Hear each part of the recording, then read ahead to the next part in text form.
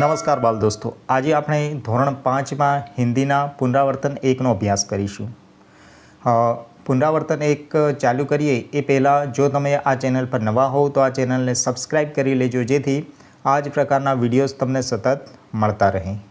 અહીંયા પ્રશ્ન 1ની વાત કરીએ તો અહીંયા સૂચના આપેલ છે કે નિમ્નલિખિત સંખ્યા કે શબ્દો કો ઢૂંઢ કર નીચે ક્રમ में लिखिए. એટલે કે આપણને સંખ્યાઓ આપેલી છે અહીંયા ઉપર, અને આ જે સંખ્યાઓ છે તેને શબ્દોમાં આપણે આ ટેબલમાંથી ખોલી અને અહીંયા નીચે જે ખાલી જગ્યા છે ત્યાં લખવાની છે. તો ચાલો જોઈએ. સૌપ્રથમ અહીંયા છે એ 26 છે, તો એ આપણને અહીંયા મળશે અહીંયા 26. તો અહીંયા આપણે ગોળ રાઉન્ડ કરીશું. ત્યારબાદ બીજા નંબરે જે છે તે છે 25, તો 25 આપણને અહીંયા મળશે. આ રહ્યું આ 25, તો અહીંયા આપણે રાઉન્ડ કરીશું. ત્યારબાદ ત્રીજા નંબરે છે 45, તો 45 આપણને અહીંયા મળશે. આ 45, તો અહીંયા રાઉન્ડ કરીશું. ત્યારબાદ 4 નંબરે છે 22, તો જે 22 છે એ આપણને અહીંયા મળશે. આ 22, તો અહીંયા આપણે રાઉન્ડ કરીશું. ત્યારબાદ આગળ છે 23, તો જે 23 છે એના ફરતે આપણે રાઉન્ડ કરીશું અહીંયા. આ 23. ત્યારબાદ છે 36, તો 36 છે અહીંયા, તો 36ના ફરતે અહીંયા આપણે રાઉન્ડ કરીશું. ત્યારબાદ છે 44, તો 44 જે છે એ અહીંયા છે, તો અહીંયા આપણે રાઉન્ડ કરીશું. ત્યારબાદ આગળ જોઈએ તો એ છે 46, તો 46 એ અહીંયા છે. આ રહ્યું આ 46. ત્યારબાદ આગળ જે સંખ્યા છે એ છે 31, તો ચાલો જોઈએ 31 ક્યાં છે. આ રહ્યું અહીંયા 31, આ 31 અહીંયા રાઉન્ડ કરીએ.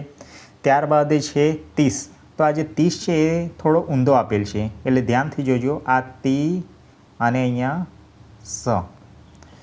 અને ત્યારબાદ આગળ જોઈએ તો 32 છે, તો જુઓ જોઈએ 32 ક્યાં છે. તો આ રહ્યું અહીંયા 32, આ 32. અને સૌથી છેલ્લે છે 41, તો જુઓ 41 ક્યાં છે. આ રહ્યું અહીંયા 41, આ 41. આ રીતે તમારે આ જે ટેબલ છે તેમાં શબ્દો જ્યાં લખેલ છે એના ફરતે રાઉન્ડ કરવાના છે, અને અહીંયા નીચે જે ખાલી જગ્યા આપેલી છે એ ખાલી જગ્યામાં લખવાના છે. જેમ કે 32, 25, 45, 22, 23, 36, 44, 46, 30, 32, 41, આ રીતે. અને ત્યારબાદ જો બીજા પ્રશ્નની વાત કરીએ તો ત્યાં આપણને જે બીજો પ્રશ્ન છે એમાં એવું કીધું છે કે ઉપર આપને જો શબ્દ लिखे उनका उच्चारण कीजिए.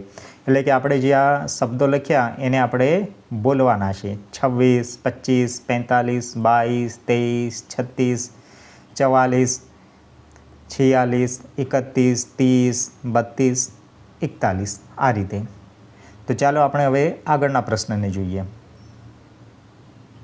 અહીંયા જે ત્રીજો પ્રશ્ન આપેલ છે તેમાં સૂચના છે કે નીચે दिए गए चित्रों को देखकर कहानी पूर्ण कीजिए.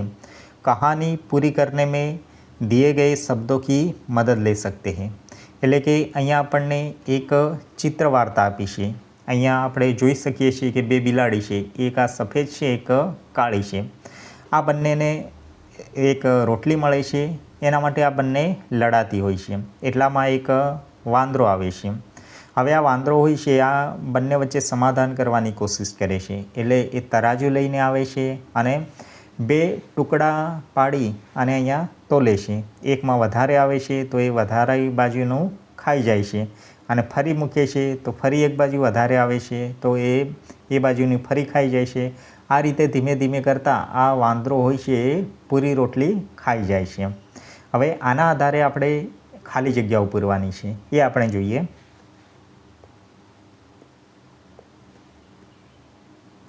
અહીંયા તમે જોઈ શકો છો આ જે ખાલી જગ્યા છે તેમના જવાબ આપણને અહીંયા આપેલા છે.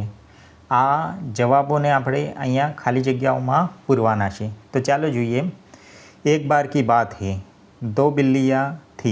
एक कैसी थी?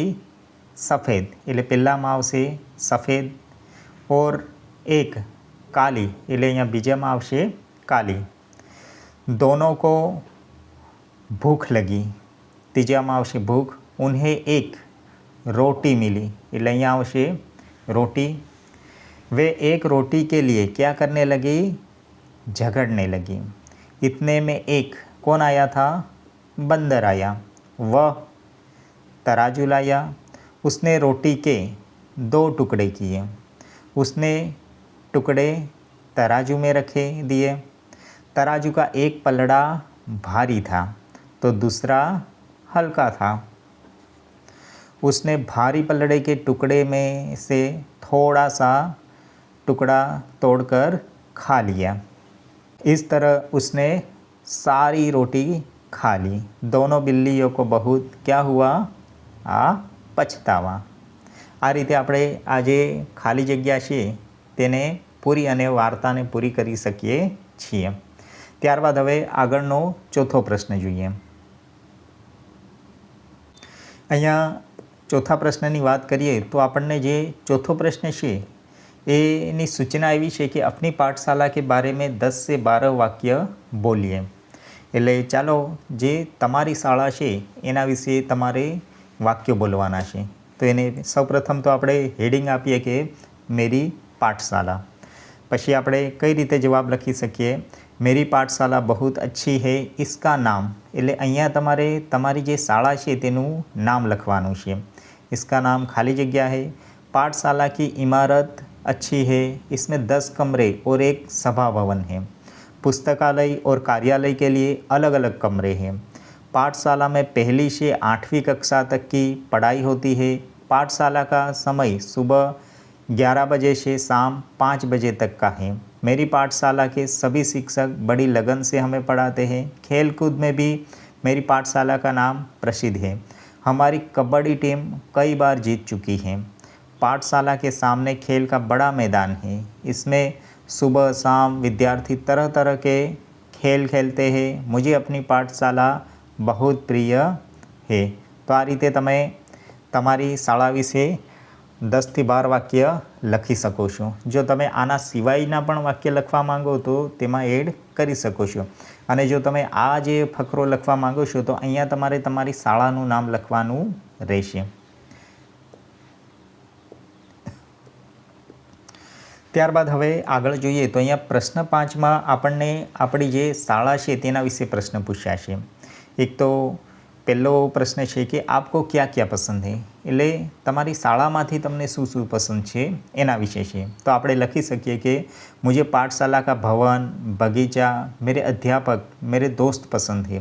मुझे पाठशाला में मेरे दोस्तों के साथ खेलना भी पसंद है।